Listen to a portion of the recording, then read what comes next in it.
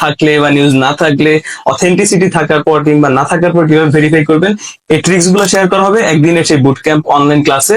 আসসালামু আলাইকুম, আমি আব্দুল আলী ইমরান, ফাউন্ডার অফ প্রফসাইটি।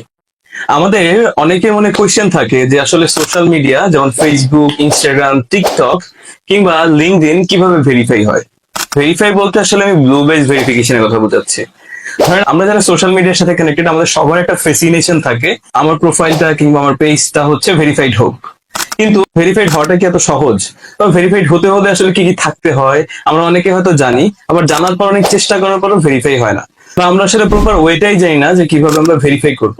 আমরা একদম নর্মাল ইউজার হওয়ার পরও আমাদের অ্যাকাউন্টে অথেন্টিক ভেরিফিকেশন চাই। এখন তো আবার মেটা সাবস্ক্রিপশন চালু হয়ে গেছে, সো ফেসবুক কিংবা ইনস্টাগ্রাম পার্সোনাল অ্যাকাউন্টে 900 বা 1200 টাকা দিলেই প্রতি মাসে ব্লু বেজ টিক মার্কটা রাখা যাচ্ছে।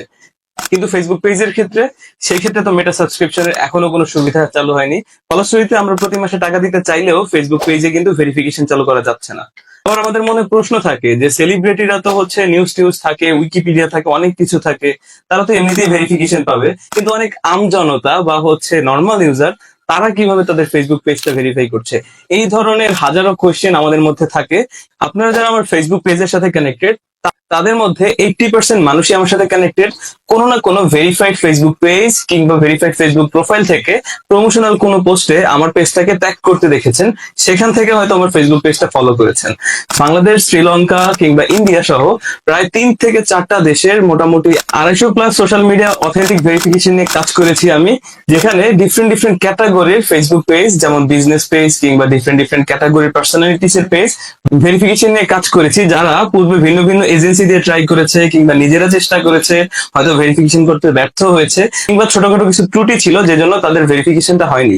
একটা ব্যাপার বলে রাখা ভালো, যে প্ল্যাটফর্মে আমরা আমাদের ভেরিফিকেশন ব্যাচটা চাচ্ছি সেই প্ল্যাটফর্মটা আমরা কিন্তু ওন করি না। সুতরাং আমরা চাইলাম বা হচ্ছে একদম 100% রেডি হয়ে আপিল করলাম মানে ভেরিফাই হবে, ব্যাপারটা এরকম না।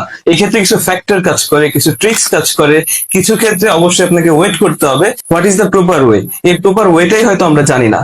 কিংবা নর্মালি নিউজ টিউজ ছাড়াও কিভাবে টেরিফাই করা যায় কিংবা আর কি কি ওয়েতে ভেরিফাই করা যায়, ভেরিফিকেশনের সমস্ত সিক্রেট নিয়ে আমি একদিনের একটা বুট ক্যাম্প চালু করছি, যেটা হচ্ছে secrets of social media verification. Boot ক্যাম্পে আপনি সিক্রেট 7টা ওয়ে জানবেন যেভাবে আপনি ফেসবুকটা ভেরিফাই করতে পারবেন, ফেসবুক প্রোফাইল কিংবা ফেসবুক পেজ ভেরিফাই করতে পারবেন। নিউজ থাকলে বা নিউজ না থাকলে, অথেন্টিসিটি থাকার পর কিংবা না থাকার পর কিভাবে ভেরিফাই করবেন, এই ট্রিক্স গুলো শেয়ার করা হবে একদিনের সেই বুট ক্যাম্প অনলাইন ক্লাসে।